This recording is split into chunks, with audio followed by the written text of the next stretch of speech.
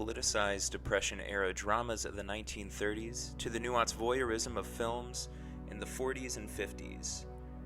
The history of American cinema is built upon a foundation of overt and covert ways of seeing, as the silver screen often served as a looking glass for reflecting and defining social anxieties. Following a long tradition of Hitchcockian ruminations on the dangers of observation, both Brian DePalma's Reagan-era meta-thriller Blowout and Kathryn Bigelow's Y2K science fiction satire Strange Days cut to the core of late 20th century anxieties, of political conspiracy, and digital paranoia through critical visualizations of memory invasion. While Blowout taps into a sound-based investigation of the central character's lived experience of a possible political assassination, Strange Days continues the previous film's subversive tradition through the virtual reality-based reliving of salacious scenarios and traumatic events, eventually revealing the role of police corruption in the death of a famous rapper. Although the two films stand apart as equally fascinating and foundational artistic statements in their respective directors' filmographies, their similar invocation of Hitchcock a la Rear Window, within unique genre frameworks of political mystery and science fiction, unify the films as a cinematic bridge between disillusioned patriotism and convoluted communication, presaging the prominence of surveillance in the 20th century. Although DePalma locates Blowout comfortably within the framework of Reagan-era nationalism and the ensuing American insularity, it is essential to acknowledge the integral role that Nixon-era disillusionment and the subsequent cinematic thrillers of the 1970s played in formulating the subtext for DePalma's masterpiece. In the wake of Watergate and the atrocities of Vietnam, the new Hollywood leaned into a renewed manifestation of genre filmmaking that mirrored political paranoia and personal discontents of the era. Perhaps more elegantly and precisely than its predecessors, Blowout equally politicizes and personalizes both the fear of being watched and the anxiety of seeing something dangerous, incriminating, and potentially life-threatening. Opening with a movie within a movie sequence of the B-level horror film Co-Ed Friendly,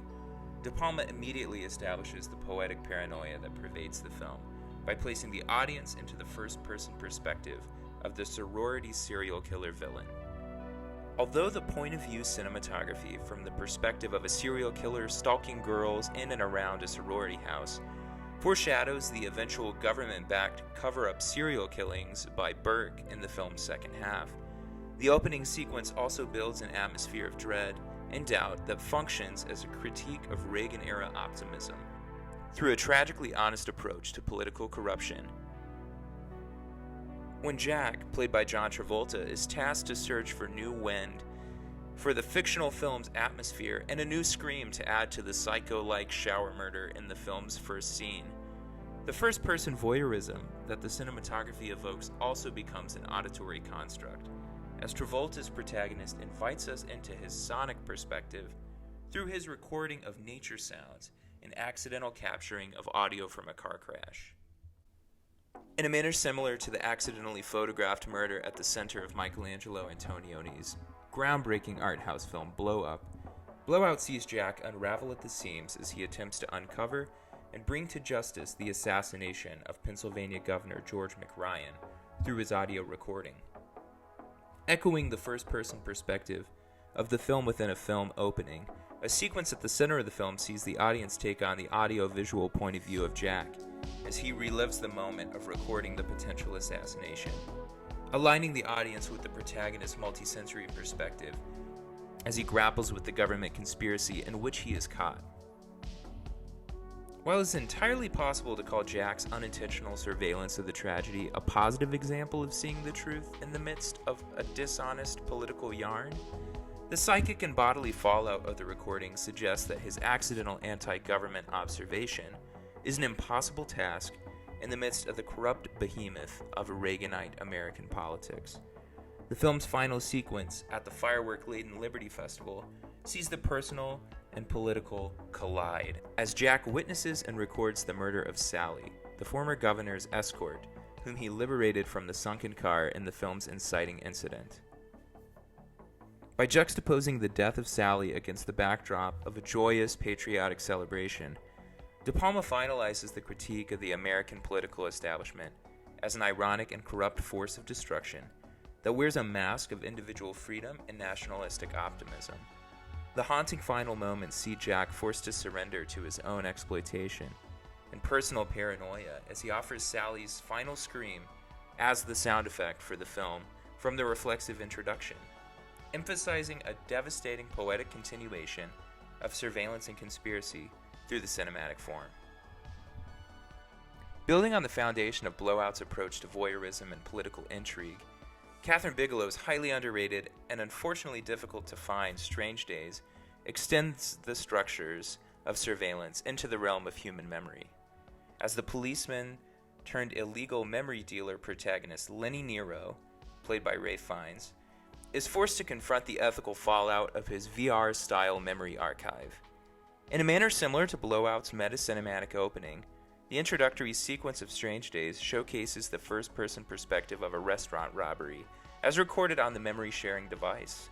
While the scene ends in the tragic death of the memory's protagonists, the camera cuts from the point-of-view memory to Lenny's shocked removal of the memory viewing apparatus. Immediately upon Lenny's rejection of the content in the memory as particularly exploitative and unnecessarily violent, Strange Days establishes the moral compass of an alternative 1990s world in which the characters find themselves. Although the film goes on to visualize first-person memories of various acts of lurid sexuality and extreme violence, Bigelow's use of the first-person nuances the narrative information to critique the increasing desensitization of the public through the 24-hour news cycle and the early internet, connecting fears of surveillance directly to the rise of the digital sphere 4 years before The Matrix. Although Bigelow's revisionist manifestation of first-person filmmaking probes more directly into the space of memory rather than the locus of personal observation, the climactic memory clip discovery of the murder of fictional rapper Jericho 1 by the LAPD fuses the psychological bent at the center of the film's understanding of surveillance with a post-Rodney King critique of American police corruption. While the film's finale features an end-of-the-century celebration similar to the Liberty Festival in Blowout, Bigelow's conclusions are far more hopeful, as Lenny's public revelation of Jericho 1 tape leads to the murderous police officers being brought to justice. Perhaps the anxious optimism at the center of Strange Days' positive surveillance-based conclusion may be attributed to the newness of the internet and the hopefulness of digital innovation. However, Bigelow never compromises on imbuing the film with her signature skeptical tone, which helps maintain the film's particular relevancy concerning racial justice and widespread corruption in policing. By prioritizing memory as the ultimate manifestation of truth, Strange Days looks toward the future as a possible yet complicated horizon for liberation from conspiracy and political manipulation. While many contemporary viewers may dismiss Strange Days as a dated science fiction exercise, it must be said that the film was made with the knowledge that it would be a time capsule of turn-of-the-century paranoia. Nevertheless, the ideas at the center, particularly the preservation and erasure of memory, as well as the convoluted concept of free will in an Orwellian future, are a glorious midpoint between the memory-centric masterpieces of Alain Resnais and the digital age psychological intrigue of films like Eternal Sunshine of the Spotless Mind. As with all great science fiction films, Strange Days works because it prioritizes reflecting its own time through a vision of a future,